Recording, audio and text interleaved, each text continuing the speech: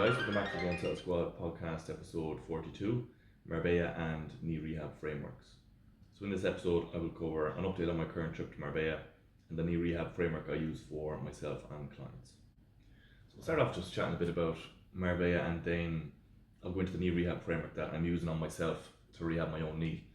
Should hopefully come back to martial arts, so jiu-jitsu and kickboxing next week when I go home. So on the holiday, it's a bit of a random one. Me and my brother were thinking of going somewhere, and he was thinking of maybe he'd have like a month off work and we might go somewhere for a month. And look, I'm lucky enough that I can work online, so I could go anywhere. And we're actually meant to go to Tirana. We were looking up just cheap enough places in Europe to live, and yeah, nice food, good weather, gyms. So yeah, it was Tirana and somewhere else we were thinking of, and then I think instead of a month, then he was looking to go somewhere for a week. And through actually watching people on YouTube, a few guys I watch on YouTube were living in Marbella, and I saw them training the gyms there and their lifestyle or whatever, and I was like, yeah, if you haven't picked anywhere yet, you could throw Marbella into the mix. And yeah, then I think like a few hours later he sent back a few Airbnbs and he's like, right, let's book this one. I was like, cool, let's go for it. So yeah, I think the holiday changed 3 or 4 times in terms of duration, in terms of location, and here we are in Marbella for a week. So that was how we decided on the place and the plans for coming here. Yeah, look, brother just wanted a holiday. He said, I don't want to come along. I said, why not? So yeah, it's been, look, we're not going mad party mode. It's chilling, training cool gyms, eating good food. We are out as well, probably go out maybe 3 times overall. We're out once so far. A lot of whiskies were drank. Cool place as well, cool rooftop bar. It was Breathe, was the one that we were in. And I think we're going to La Salle tonight. I think that's the more popular one. But yeah, that's it. And in terms of work then, like the stuff I talk about in the Lifestyle Design University, there's different gears at work. So with me, now I'm just down to a lower gear. So I'm just doing like 2 hours work a day, just keeping up with the client messages and just putting out small bits of content. That's it, so it's cool that you can kind of ramp it down when you're on a bit of a holiday, and when I go back home then I'll ramp it up again. And oh yeah, show you the place quickly for the guys watching on YouTube. So plug this out, do a little quick mini tour. Okie doke. Right, so my room's in here. Double room, pretty nice. So brother is sleeping in the other room, the better room. It's what he has is en suite in there. So as you can see, great weather obviously. It's just the 20s, mid-20s to high 20s. I wouldn't want any more. Wouldn't want any more than that. Too hot for me. It's Georgie boys in there, and then yeah, savage bathroom as well. Like, I'll show you the main part here. So here's the kitchen. Could do a bit of a cleanup. Need to find where the bins are outside. So actually we have a little bit of a balcony here too. Let's see where we're just trying this stuff. Whoa. So what time is it now? I think it's like 9:30 or 10 now. Just getting whatever, the hour work done, hour or 2 work done, and then we're going to go with the sunbathing. So there's the kitchen / living area. George is big on cigars, not for me, but yeah, he bought a few nice ones there. And this, yeah, couch is unreal, TV's unreal. Funny thing about the TV is the last person here left their YouTube Premium logged in, and I was going to put up on Instagram but didn't bother. But yeah, the last person here, girl, what was the most recent search? It was like booty blaster, glute hip thrusters, and all these other things. But anyway, right, here we go. This is unreal. And we got the jacuzzi. So that was what George wanted when he was looking for a place. He's like, yeah, we need to get a jacuzzi. So class, we're in there every day. And that's the pool as well. So pool opens at 12, so about another hour. So we'll get breakfast after this, wake up George, and then we're going to go down there for a little bit. So this is a class little complex. Like, there's security out there, so I think, is there 30 or 50 apartments like we have? And yeah, it's literally security guards out there and on the other side as well. So No fear of people breaking in. So that's pretty much it. Savage place for the week. So we got the mini tour. So in terms of what we're doing today, like even today, as I said, I might just do an hour of work, hour or two of work on some of the days. Then we get breakfast, we'll head out there, just do a bit of sunbathing, chill, come back in and then read. Depends what day it is, if it's a chill day. It's not really a plan, but for today, we head into the gym, get in a good workout, then get some nice food after, come home here, chill, have drinks and head out. So yeah, pretty cool lifestyle to be living for the week. Okay, so into the knee rehab framework then. So for, I suppose those who don't know, I got knee surgery there 7 weeks ago? I think 6-7 weeks ago. And the same knee rehab framework I'm using here, I'll be using for clients too, but it's a better way to help understand the boxes that you need to tick for rehab. Because a lot of the times, we'll just do some of the general rehab stuff that you see, and then you go back to your sport and get injured again, and you're wondering what is going on. So for the framework, you can think of mobility, strength, and coordination. So that's an easy framework to use for any rehab, to be honest. I'm just using it here for the knee. So for mobility, do you have the necessary range of motion that you need for your day-to-day life and for your sport? For strength, that's your ability to absorb and produce force. So you could think of like protection and performance. The more force you can absorb from an opponent on top of you, from hitting the floor, if it's a field sport, whatever, you're going to be more protected from injury. And obviously the more force you can produce, that'll help with your performance. And then last one was coordination. So that's making sure that the body is well coordinated. So like that each part of the body is doing its own job. The easy analogy there would be of a runner. Okay, so let's say a runner who's getting like knee issues. Maybe their lower body, instead of the load being evenly spread throughout their leg, we'll say like glute, quad, hamstring, knee, calf, just taking 5 random parts. We want roughly like 20, 20, 20, 20, 20, we'll say. What if it's 10, 10, 40, like 40% of the load is going in through the knee? Then like, it doesn't matter how strong the quads are, over the hundreds, thousands of steps in a match, in a marathon, it's going to be getting niggly. Do you see what I mean? So the coordination is just trying to balance the load more optimally. There's no perfect here, and those numbers are just made up. Like, we're never going to exactly know, but just balance the load more optimally throughout the body for whatever sport you're doing. And this can explain things like, even yesterday, chatting to a few people in the DMs, some guy asked me about an injury. He had like I think it was left hamstring injury, out for a good while. Now he, did a bit of physio. Now he's trying to go back to Gaelic, I think it was, and he pulled it again. And even now he feels like the right hamstring is going a bit, or was it the right calf? So when I hear those things, like, look, I don't think the rehab he's done is obviously great at all, but when I hear those type of things, like, oh, I had an injury here, now I feel it's moving over here, that kind of stuff, that tells me straight away, they definitely need some coordination work.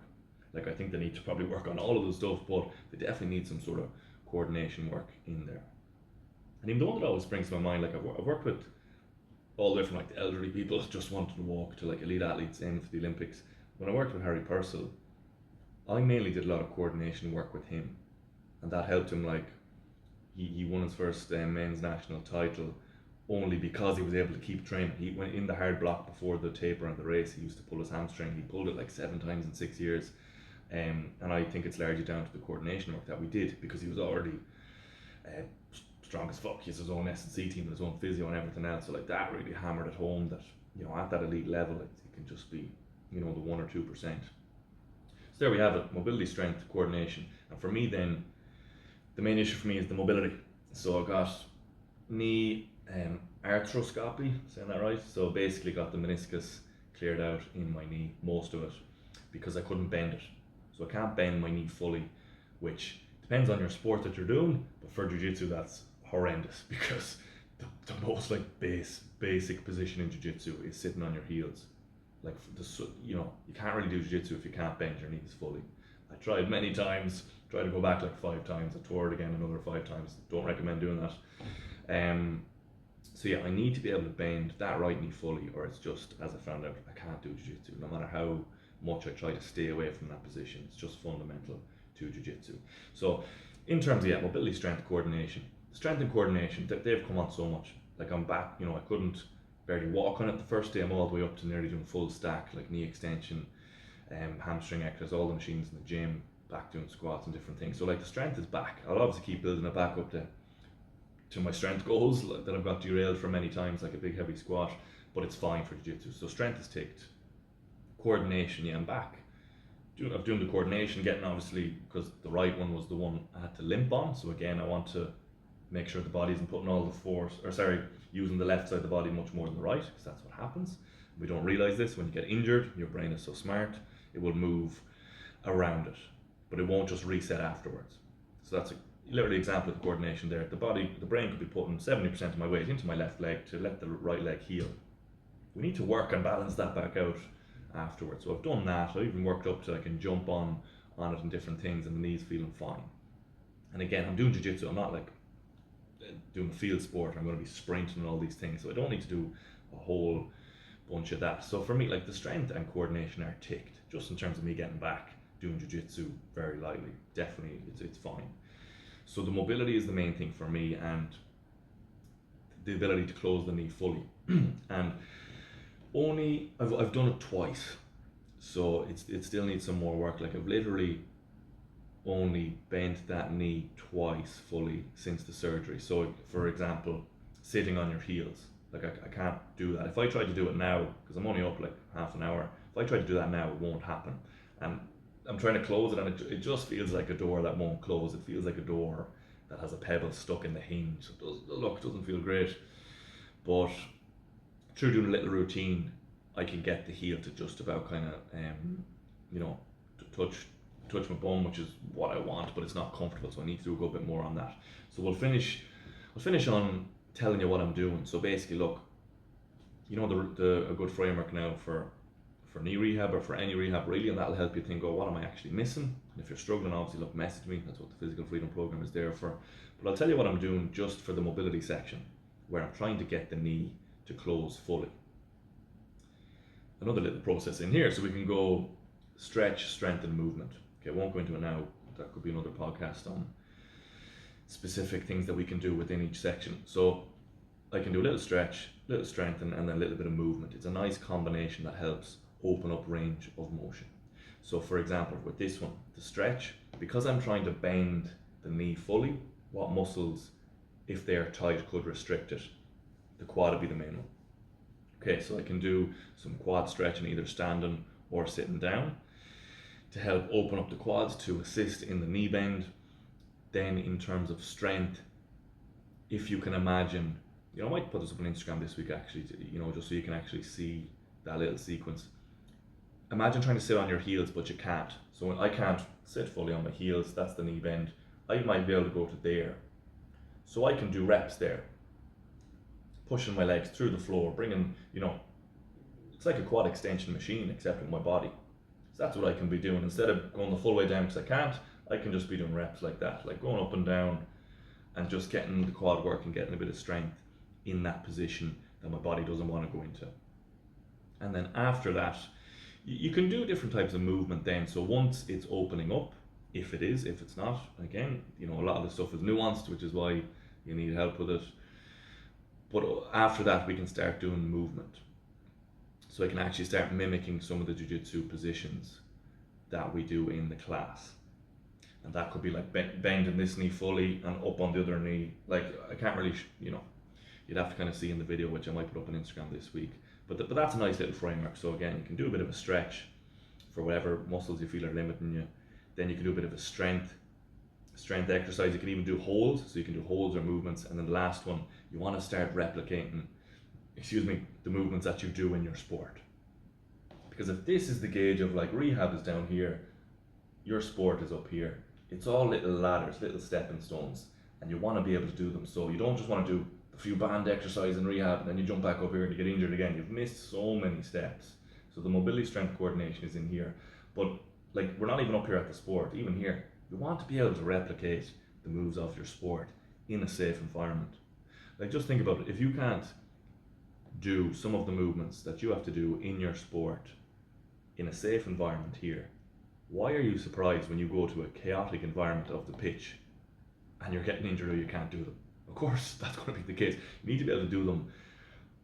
You need to be very competent at them in a safe environment, first of all. just to see that your body is capable of doing it again. And for your mental side of it too, you want to be confident going back to sport. Like, here's another thing that you can always think of. If you're walking onto the pitch and you are unsure if you're going to be okay to play that match, your rehab wasn't good enough. Like, you should be confident. You should have already mimicked the parts of your sport before you're going onto the pitch. And that's most people. That's the guy who messaged me, doing a bit of rehab, going back onto the pitch. Geez, I don't know if I'm ready for this. Play the game. Like, so that's the thing. Look, if you're walking onto the pitch or onto the mats and you're thinking, or you're nervous, like, oh, I don't know if my body's able for this, your rehab wasn't half good enough.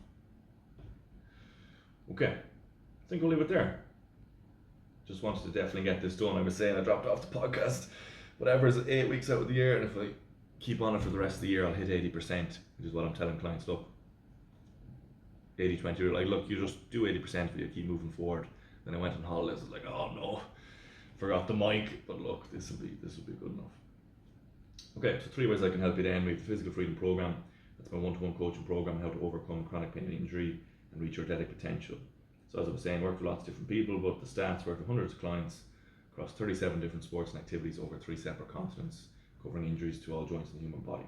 So if you want to join them, not settling for the movement limitations, DM me on Instagram or email me at guywhodidn'tsell@gmail.com. We have the Mental Freedom course there as well. That's my self-awareness course that teaches you how to stop looping and suffering and gives you practical tools to skillfully navigate your own mind. Last one then, we got the Lifestyle Design University. So for just €49, you can have the blueprint to design the life true to yourself.